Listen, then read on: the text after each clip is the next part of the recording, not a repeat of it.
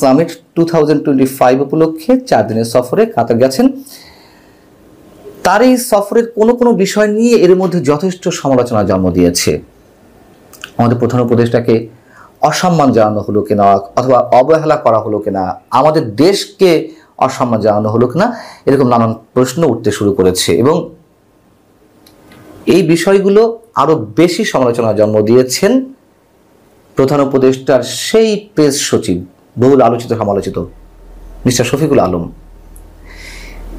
তিনি তার ফেসবুক পোস্টে সবসময় যা করেন, আগ বাড়িয়ে অতিমাত্রায় কথা বলতে গিয়ে এগুলো মানুষের চোখে পড়েছে আরো বেশি। যেমন তাকে, আমাদের প্রধান উপদেষ্টাকে আসলেই লাল গালিচা সম্বর্ধনা দেওয়া হয়েছে কিনা, আমাদের প্রধান উপদেষ্টার পেছনে কেন বাংলাদেশের পতাকা রইল না, এবং এই সংক্রান্ত একটি ছবি ভাইরাল হয়েছে সামাজিক যোগাযোগ মাধ্যমে। আমার চোখেও পড়েছে, প্রথমে একটু খটকা লাগলো না এটি কোনো এডিটেড ছবি কিনা, কিন্তু যখন দেখলাম যে প্রধান উপদেষ্টার প্রেস সচিব নিজেই তার ফেসবুকে এ ধরনের ছবি পোস্ট করেছেন, একই ধরনের ছবি 3টে ছবি পোস্ট করেছেন, তখন তার খটকা লাগার কোনো কারণ থাকতে পারে না। তো সেই পোস্টে তিনি কি লিখেছেন প্রধান উপদেষ্টা সম্পর্কে আর 2-1 লাইন লিখে তিনি বলছেন, he has given acted carpet reception ambassador Ibrahim Fakhru, the chief of protocol of Qatar, receiving him. বোঝেন অবস্থা। অর্থাৎ কি, কাতারের প্রোটোকল প্রধান রাষ্ট্রদূত ইব্রাহিম ফাখরু প্রধান উপদেষ্টাকে স্বাগত জানান, সেখানে অধ্যাপক ইউনূসকে লাল গালিচা সংবর্ধনা দেওয়া হয়। আচ্ছা, লাল গালিচা যেখানে সেখানে বিছিয়ে রাখলেই, অথবা এয়ারপোর্ট থেকে নামার পথে বিছিয়ে রাখলেই সেটি কি সংবর্ধনা পর্যায়ে পড়ে? আমাদের দেশের মধ্যেই তো সচিব পর্যায়ে কিংবা কোনো ইনস্টিটিউশনের প্রধান নির্বাহী বা তার চেয়ে বড় ছোট কর্মকর্তা কোথাও গেলে তো অনেক জায়গায় লাল গালিচা বিছিয়ে রাখা হয়, সেটা লাল গালিচা সংবর্ধনা বলবো আমরা? অথবা রাষ্ট্রীয় পর্যায়ের লাল গালিচা সংবর্ধনা আমরা তো তখনই বলবো লাল কার্পেটের চেয়ে সংশ্লিষ্ট রাষ্ট্রপ্রধান বা সরকার প্রধানকে অন্য দেশের কোন ব্যক্তি, কোন স্ট্যাটাসের ব্যক্তি স্বাগত জানাচ্ছেন। তো প্রধান উপদেষ্টাকে স্বাগত জানিয়েছেন কে এয়ারপোর্টে? সে দেশের প্রোটোকল প্রধান ইব্রাহিম ফাখরু। ইব্রাহিম ফাখরু তো নিঃসন্দেহে মন্ত্রী পরিষদের কোনো সদস্য নন, তিনি কর্মকর্তা পর্যায়ের একজন লোক সরকারের। তার স্ট্যাটাসটি কি হতে পারে? যুগ্ম সচিব, অতিরিক্ত সচিব, খুব বড় জোর সচিব ধরে নিলাম। কোন রাষ্ট্রের সরকার প্রধান বা রাষ্ট্রপ্রধান যদি অন্য কোনো রাষ্ট্রে যায় সফরে, সেখানে বিমানবন্দরে কি সচিব পর্যায়ের কোনো ব্যক্তি তাকে স্বাগত জানান? তাকে তো মিনিমাম মন্ত্রী পরিষদের একেবারে কনিষ্ঠ সদস্য বা প্রতিমন্ত্রী কোনো ব্যক্তিকে স্বাগত জানাতে হয়। তো সচিব পর্যায়ের কোনো ব্যক্তি কেন আমাদের প্রধান উপদেষ্টাকে রিসিভ করবেন? এর মধ্যে দিয়ে আমাদের প্রধান উপদেষ্টার প্রতি কোনো প্রকার অসৌজন্যতা প্রকাশ পেল নাকি অবহেলা প্রকাশ পেল আমরা জানি না।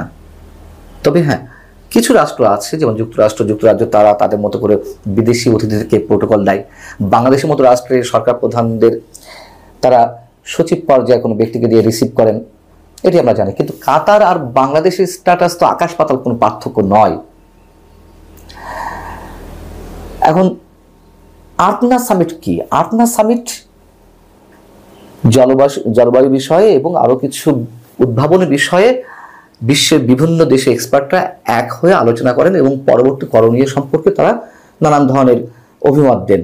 সেখানে আমাদের স্পিকার হয়ে গেছেন আমাদের প্রধান উপদেষ্টা, এবং প্রধান উপদেষ্টার প্রেস উইং থেকে বলা হচ্ছে যে তিনি কাতারে আমিরের আমন্ত্রণ পেয়ে গেছেন।